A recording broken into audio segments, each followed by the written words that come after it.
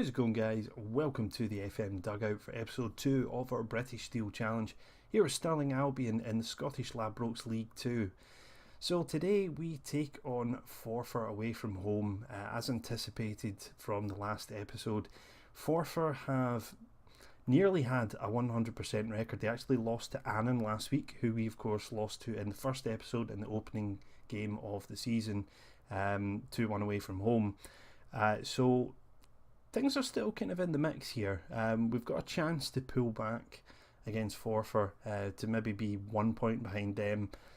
Probably suspect Annan will win their game, but it's early days. This is just really to test the water to see how things are going to be. This is going to be probably one of our bigger kind of fixtures this season. So what's happened since last time? Well, clearly you can see that we have had 2 draws and 2 wins to go with our 1 loss to Annan. So let's go and take a look at those in a bit more detail. So we first of all had a 2-2 draw at home to Clyde. Now this game, although we took the lead, we then went 2-1 down and pulled it back, but Clyde were the better side in this game. What I tried to do was play an attacking formation in this game rather than sticking with the kind of counter attack. Still the same formation, it was just the mentality that was different, and it just didn't really seem to go in our favour. So a little bit disappointing to not win in our first home game.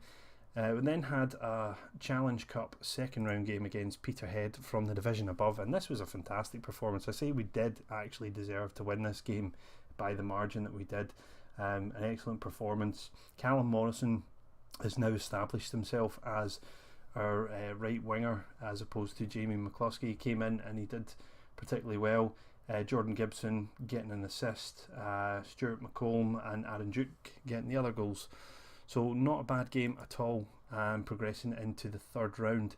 We then had Montrose in the league, a 3-1 win here. Again, fairly comfortable. I think, again, we deserved it. We had more possession, we had more shots. Callum Morrison getting the score sheet again, as did McCollum and Duke. I think they were, was that exactly the same 3 goal scorers as the other game? Probably was. McCollum, Duke, yep, just a slightly different order. So the same trio combining again to give us a 3-1 win against Montrose. Then a tough 2-1 win away from home against Arbroath, an 81-minute own goal from their centre-back Jassim Sukar to add to Aaron Duke's equaliser. So we had gone 1-0 down in this game, and again we did have the majority of the game, more shots, more possessions on. Just one of those games, the goal went against the run of play, but we did very, very well to pull it back. Delighted with the 3 points there. Then Inverness Cally Thistle under 20s, a chance to get revenge, because obviously we played them in the Betfred Cup, the full team, and got beaten 4-2. So in the Challenge Cup we had a chance to sort things out a little bit, and we did. I think again this game could have gone anyway, to be honest. Cally Thistle pretty much evenly matched in terms of the possession and shots, and I think that we just kind of edged it. Only just. Aaron Duke again scoring a goal, as did Jordan Gibson, so not too bad at all. We progressed into the 4th round, which I think is the last 16, is it? Yeah, it's the last 16 at this point. So we'll play Airdrie, who I think again are League 1, so 1 division above, as we had with Peterhead. The fact that it's a home tie, pretty good. Challenge Cup is one of the 35 competitions that we are looking to win, but obviously doing it from the lowest tier in Scottish football in the first season is a big ask, so I'm not really expecting too much. I think we've gone further than I'd anticipated.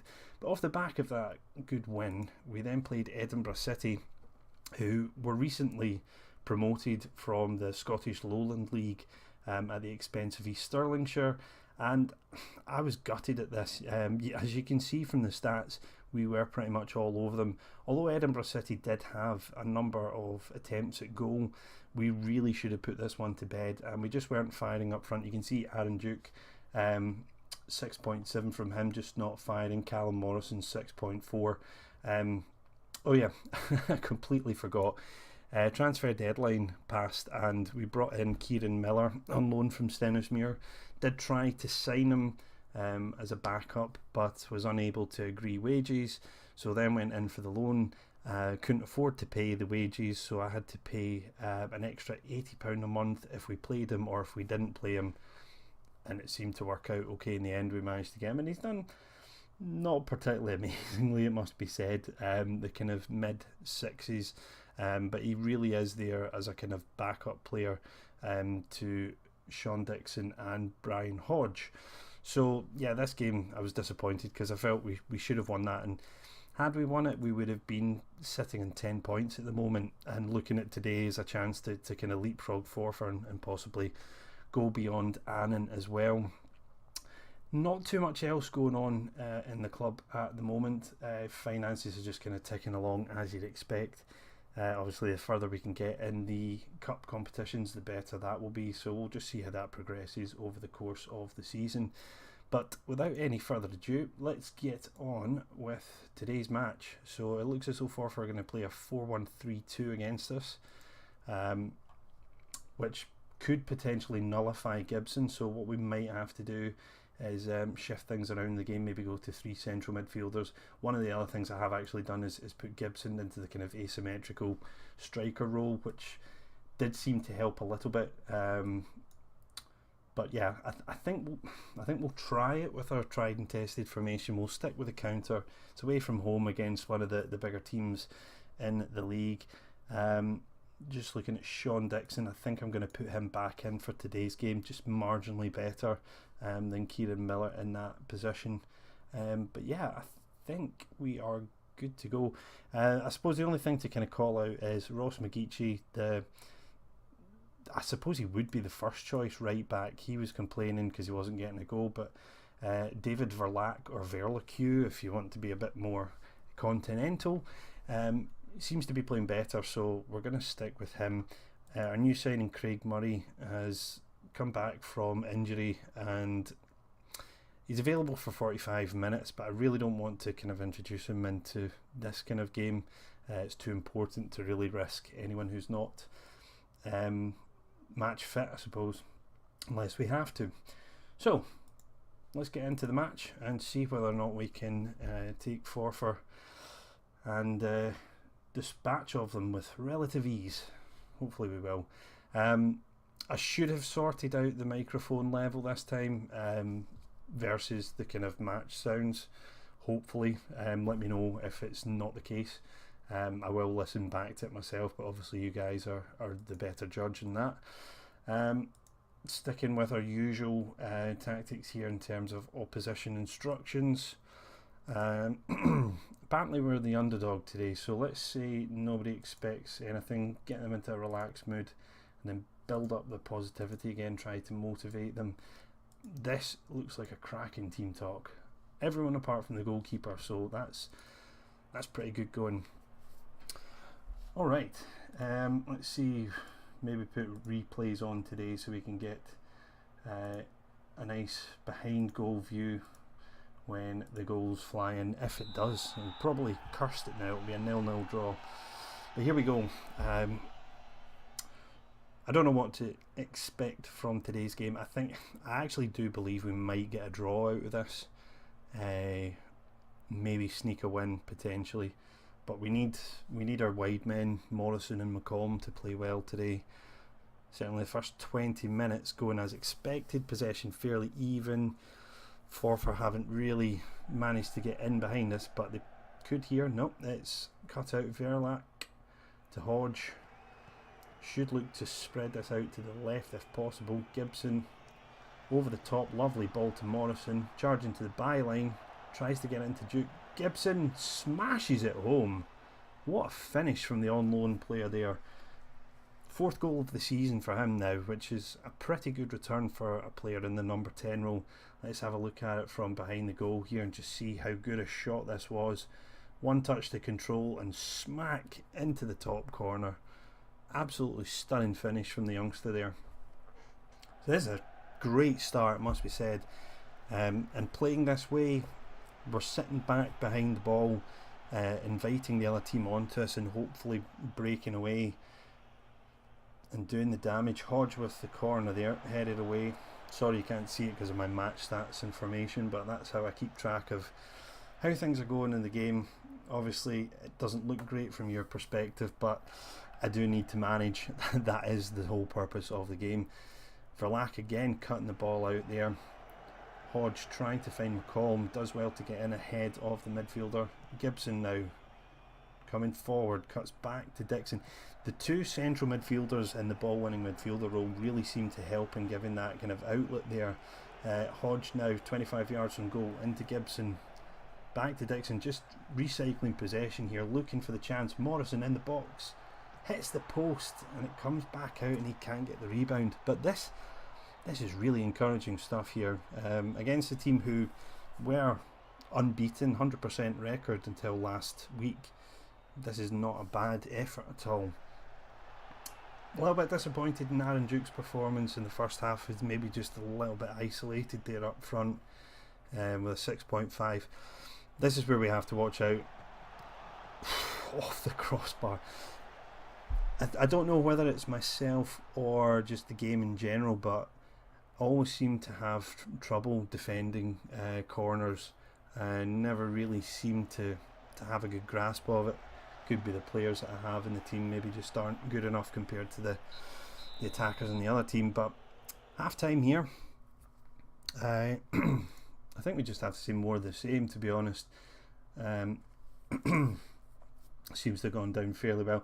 The only thing I would say is Aaron Duke, I'm not happy. Now, he generally takes this badly, so he's motivated. We'll give him 10 minutes or so in the second half and see if he can turn it around. He is our top goal scorer this year, so I kind of feel if a chance is going to fall to him in or around the box, he may well take it.